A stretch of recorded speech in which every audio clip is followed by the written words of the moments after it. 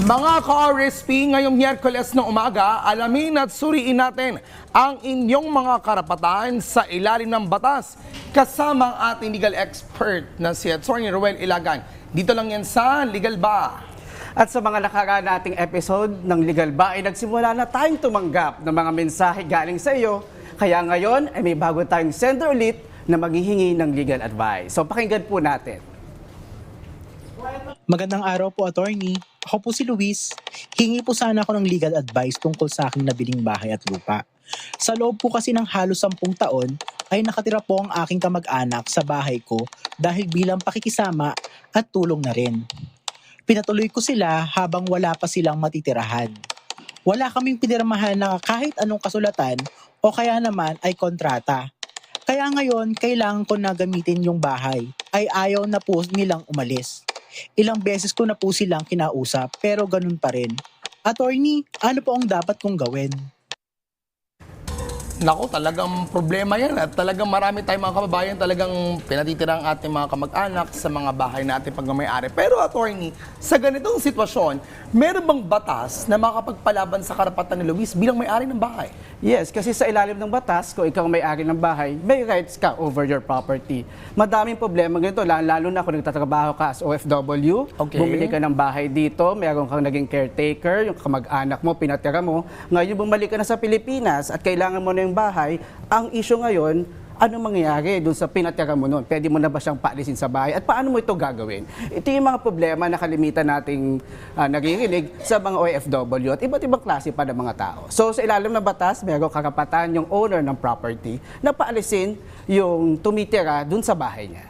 Pero attorney, kahit walang kasulatan, ako tumira, itong kasama ni Luis, o yung tumitira dun sa bahay mismo, ay inalagaan ko naman yung bahay mo nung wala ka. Hindi porket pinatira mo ko. Kung wala ako dyan, di baka maraming nanakaw dyan sa bahay mo. Paano kung gano'n naman yung maging side nung isang nakitira dun sa bahay? Yan yung kalimitan na sinasabi na kung wala siya, maaari yung bahay masira o mapasok ng kusino man. Pero lagi nating tatandaan, pinatira ka lang dyan dun sa bahay niya. Hindi ka ginawang may-ari ng bahay niyan. Kasi kung ikaw may-ari, of course, you can exercise your rights. Pero kung pinatira ka, inalaw ka by tolerance, so may karapatan yung owner na paalisin ka. Okay.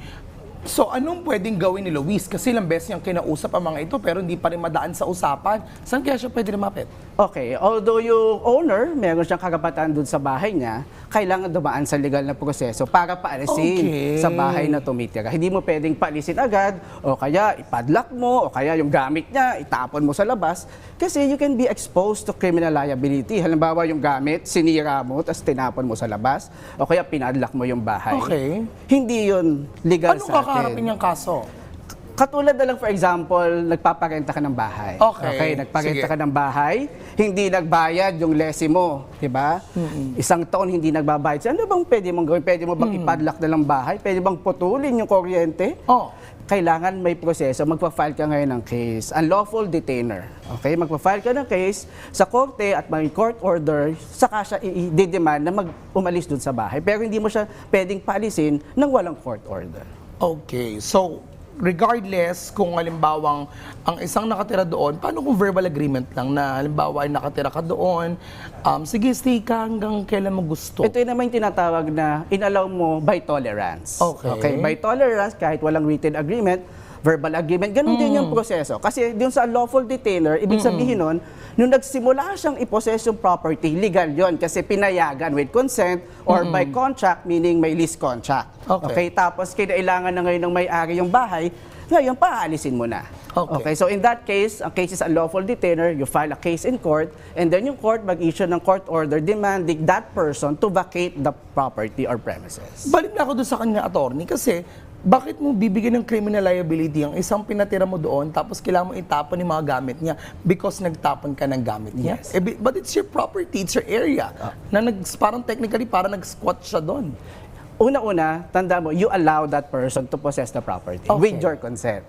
So pag sinira mo yung gamit niya, may karapatin din naman siya. Pag sinira mo yung gamit isang tao, it can be malicious mischief, o kaya ninakaw mo yung property ng ibang tao, may criminal liability ka doon. O kaya pinadlock mo, dahil pinadlock mo, hindi siya nakapasok, Okay. may mga possible criminal liabilities na pwedeng ma-incur yung tao. Tapos nagsalita ka pa ng masama Nagsalita doon. ka pa ng masama, Another binura case na mo pa, naman. nagalit pa, tinakot mo, grave threat, mga light threat. So, ibang kaso pa yun. So, yung ibig sabihin lang nito, you have to go to the court. Okay. And the court will issue an order demanding that person to vacate the premises. Okay.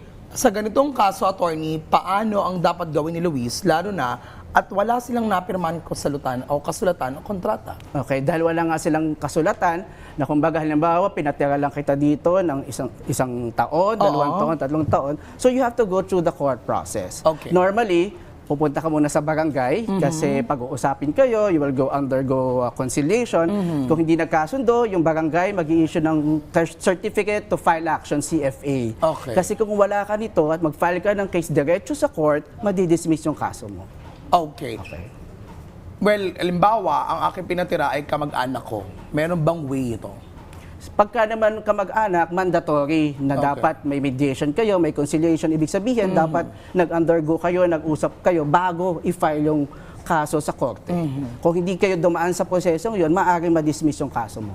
Okay, what could be the worst case scenarios for things like this? Halimbawa, hindi mo talaga napapaalis yung taong nakatira doon sa bahay na yun. As Okay. if talagang siya na may-ari ng bahay. So, worst case scenario, you're forced to file a case in court, unlawful detainer. But another challenge pa yung i-enforce yung court order. Ako, Okay. naka-experience personally, ito naman, pinapa-eject mo yung mga illegal squatters.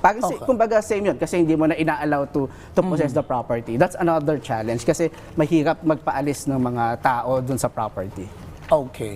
Kasi nangyari iba dyan, para bumili ng lupa dito sa Metro Manila, tapos meron silang parang bahay sa probinsya. Tama. Tapos, inayaan nila yung kamag-anak na tumira doon hanggang sa hindi na nila magamit yung lupa. Yes. Okay.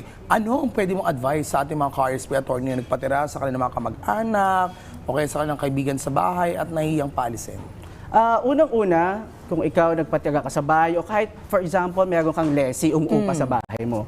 Ang mahirap kasi pagka nga hindi sila umalis, you have to go to the court. And of course, mahirap, madaming expenses. Okay. So, ang ginagawa sa kontrata mismo, nilalagay mo doon na yung lessee, meaning yung umuupa o yung tumitira, ino-authorize na yung lessor o yung may-ari ng property. One, na pag natapos yung kontrata, yung usapan, pwede na nilang tanggalin yung mga gamit, dalhin sa labas. Basically, para hindi ma-expose sa liability yung lessor o yung owner ng property. So, pwede nyo ilagay sa kontrata nyo either in lease contract or any kind of agreement mo with the lessee at saka yung taong tumitira doon sa bahay mo. Okay. Ayan, attorney syempre, ano ba paalala natin sa ating mga ka-RSP? So mga ka-RSP, kapag kailangan nyo ng payo o malinaw na paliwanag sa usapin ng batas, magpadala lamang po kayo ng mensahe sa amin at isiguradong tatalakayan namin sa susunod na episode ng Legal Ba. Mahalaga talagang lagi may ebidensya ang bawat kasunduan, hindi lamang sa salita. Muli maraming salamat sa makabuluhang usapan at sa iyong oras at Attorney Ruel.